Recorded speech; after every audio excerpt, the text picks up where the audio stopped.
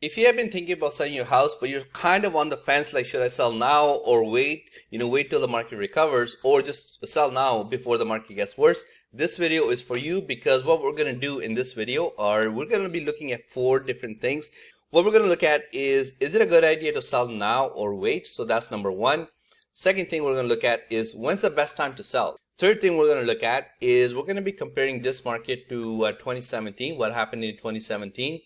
And also, if you do decide to sell, so you don't fall for those tricky ads on social media, like the market's great and you can get 20 offers, how to research the market on your own so you're well prepared and you're aware of what might happen if you do decide to sell. So let's get started. By the way, this video took me about 6 hours to make, so I hope you guys enjoy it. Uh, First question, should you sell now or wait? My recommendation is if always like real estate is all I think personally it's a long-term game. So if you are able to hold on to the property and there's really no need to sell, like your family situation has not changed, this is not the market to be just testing out the market, because you will take a loss compared to what you would have gotten at least even a year ago.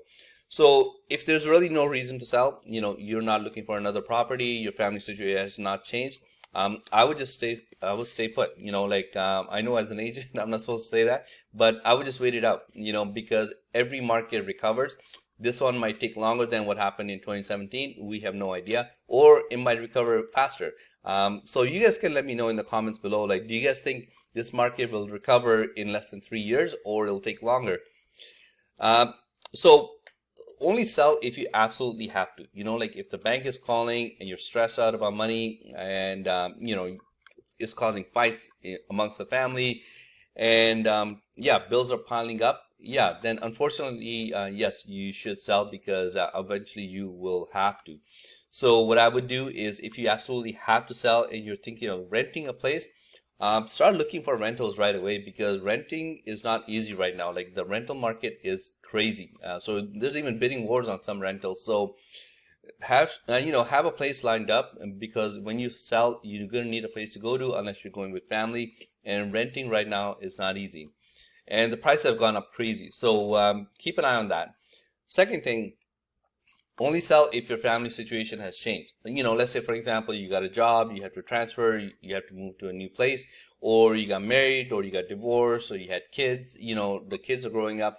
So anything related to family, and you're like, yeah, you know what, the market is what it is, but I have to move because my family situation has changed, then yeah, for sure. Hope you find a good agent like me.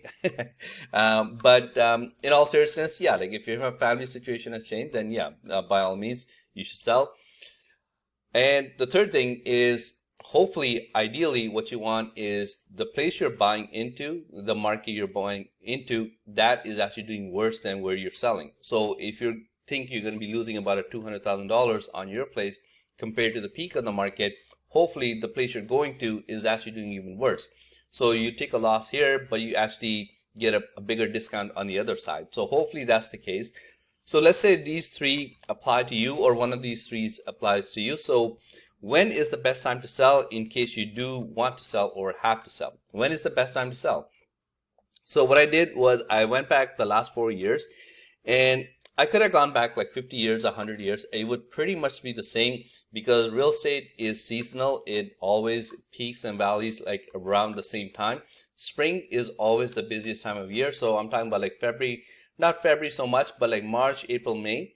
That is going to be the busiest time of the year. So you can see here, like even if I go back 2019, oh, let me fix this chart. So the slowest time of the year anytime is the winter time, and then it jumps back up, and that's the springtime, and then it comes back down, jumps back up, and the springtime right here, like this would be March, and then it comes back down. This was drastic, but I think we all know what happened in 2020 to cause this, but this is not normal. This is more normal how it comes back up and down. Same thing here in 2021, it went back up pretty fast and then it came back down in the spring, summertime. And same thing here, winter was the slowest and went right back up in the spring. So spring is your best bet if you guys want to have the most people in your house and try to get the best possible price. So spring would be the best time to put the house up for sale. Now, you might have noticed that Bank of Canada said that they're going to be pausing the interest rate hikes because I think personally, I'm not an economist, obviously, but I think there's a few reasons behind this, and I only understand the real estate side of it. They could not have a bad spring market. So what they've done is by saying to people that we're going to be pausing the rates, a lot of people that were sitting on the sidelines just waiting for the rates to keep going up and up, causing the prices to keep going down, down, down. What they have signaled to those buyers is that, hey, you know what, you guys might as well jump into the market because the rates are not going to go up any higher. So which means the prices are not going to go down as much. So you guys just jump in. So I think we're going to have a busy spring market. It's not going to be anything like what we had in the past couple of years, but I think it will be busier than the last few months have been. So when will the market recover? That is anybody's guess. Probably Bank of Canada knows the answer, but aside from that, we're just taking guesses, educated guesses, hopefully. Now, can we compare this to anything to see if there's any lessons to be learned, any things we can predict? So what I did was I went, again, this is only from the Toronto Real Estate Board. This is not all of Canada. Pretty much any stat I present is from the Toronto Real Estate Board. So what happened in 2007, 2008, it was nothing like what happened in the U.S. because U.S. took the biggest hit in their economy. But Canada did not do too bad compared to the U.S. Sales went down 20% in 2007, 2008. In 2017 to 2018, sales went down 31%. And we're going to get into more details as on this one. And what we had in the last few months, the sales went down 38%. So let's look at 2017, 2018 in a bit more detail. You can see here for prices, 2007, 2008, like I said, it was nothing like the US where it went like way down. But for prices, they kind of flattened out, at least on the Toronto Real Estate Board. In 2017, 2018, that was a bit more drastic. They went down 20% overall prices. So let's look at 2017. But like I said, I always try to mention this. Don't just take my advice. Don't just take any other agent's advice because it's your money at the end of the day. You know, your money is on the line. So please do a lot of research. There's no panic in this market, whether you're buying or selling. So take your time, do your research, and then see if it's worth it to sell or not, because every market is very like hyper local, so whatever is happening in Toronto is not happening in Brampton. Even if you're selling in Brampton, there's like 50 different markets in Brampton. So do research on just your neighborhood, and then hopefully you're able to get a good price. So let's look at 2017 to 2020. What happened? In only 5 months, you can see here, this is when the prices were at their highest in the spring of 2017. Then it only took 5 months for the prices to drop 20%. And then it took 3 years for the prices to come back to where they were in 2017. They didn't come back to that level till about 2020. So am I saying this is what's going to happen in what we're experiencing right now, that it's going to take 3 years, then you're going to jump back to the same prices?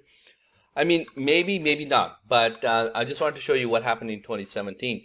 But I don't know if we can just take this at face value and, okay, if it took 3 years back then it'll take 3 years now, because different forces were at play to bring the market up and down. So in 2022, same thing here. Like you guys probably remember what happened. Spring was the busiest time, like January, February, March of last year, and then the prices went down 24%. So in 2017, they went down 20% in 5 months. Then it took 3 years to recover. And in 2022, they went down 24% in about 5 months. When they'll recover is anybody's guess. What I would recommend is you can't just compare like, okay, it took 3 years, then it'll take 3 years, because different things caused the market to go up and down in 2017. And right now, interest rates are the biggest factor, in bringing the market down. So it's not like a direct comparison, but I just wanted to throw that in there, just for curiosity's sake, in case anybody was curious. So what should we do? When will the market recover? Maybe it'll take 2 years, maybe it'll take 3, maybe it'll take 7. Maybe you guys can let me know your opinion. How long will it take for the market to go back to 2022 prices? What we can do is, if you are thinking of selling, what I would recommend is do not listen to social media ads. you know, uh, that's all I'll say to that. I don't want to get in trouble. So, but do your own research. So, what I would recommend is there are 4 or 5 key stats that come out every single month. So find yourself a good agent in whichever market you happen to be in and ask them to be providing you these numbers. So what you want is what you want to see. This is SNLR. So you want to see this number. So SNLR is how many listings are coming up and how many are selling. So from the seller's point of view, what you want is this number to go above 60%. So right now it's below 60%. So we're kind of in a balanced market technically. But what you want is this number to be above 60, above 70%. That means you are going back to a seller's market. So you want to see this number. Keep an eye on these numbers monthly. So monthly, you want to see this number go up above 70. This number come down below at least 1. So this is months of inventory. You can see here in 2022, it was like almost half a month. Now we're almost at 2 months. So you want to see this number go up, this number go down, this number ideally go up. This means like the percentage of listing price that they're selling at. So if this number goes above 100%, then yeah, you are in a seller's market. So put your house up for sale. And ideally, you want to see this number go down, days on market, because you don't want to be having your house on the market for 3-4 months. So ideally, if you can get this down below 30, that would be, a seller's market. So you want to see days on market go down, this number go up, months of inventory go down below 1%, ideally, if you're selling. And if you are selling, you want to see this above 60%, maybe even 70%, because that will cause a bidding war. So that's what I would recommend, how to study your own market. Like I said before, each market is different. Even within Toronto, there's like 500 different markets. So it would not be fair for me to say, yes, it's a good idea to sell right now, because every market is different. Some are struggling more than others. So I hate it when ads just say, yes, sell now. You get 10 offers in 2 days and stuff like that. I think it's a little bit deceiving. So study your own market. Have an agent send you all this stuff like monthly. And then I think that will give you a good idea. And for some people, yes, it will make sense not to sell, because if you bought anywhere near the peak of the market, if you bought in the last 2-3 years, chances are you're probably not going to make your money back. And selling a house is expensive, right? Commissions and all that stuff. So that adds up. And plus, you're going to need a place to go to. And rental prices are crazy if you're thinking of selling and renting. So make sure you have a place that you can line up for renting, because there are bidding wars going on in the rental market. And if you do decide to sell, hopefully the market you're moving into is actually doing worse than your market. So hopefully it cancels out. I'll see you later. Thanks. Bye.